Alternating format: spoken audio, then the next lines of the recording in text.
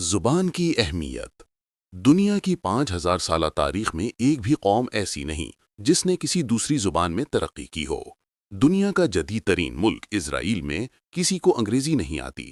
کم مدت میں انتہائی ترقی کرنے والا ملک جرمنی، جہاں لوگ انگریزی سے نفرت کرتے ہیں۔ دنیا اسلام کا ترقی یافتہ ملک ترکی، جہاں استاد سے لے کر آرمی چیف اور سائنسدان سے لے کر چیف جسٹس تک سارا نظام ترک زبان میں ہے۔ چین میں کوئی سرکاری یا نجی عہدیدار انگریزی زبان بولتا نظر نہیں آئے گا۔ ایران کا تمام سرکاری نظام فارسی میں ترتیب دیے گئے ہیں۔ یہاں ہر سال نوبل انعام کے لیے کوئی نہ کوئی نامزد ہوتا ہے۔ پتہ نہیں کس نے ہمارے دماغ میں بٹھا دیا کہ ہم انگریزی کے بغیر ترقی نہیں کر سکتے۔ عجیب ہے کہ اردو ادب کی تاریخ 1000 سالہ پرانی ہے اور انگریزی ادب 300 سال سے پہلے نظر نہیں آتا۔ ہمیں اپنی زبان کو اہمیت دینی ہوگی اگر دنیا میں نام بنانا ہے تو۔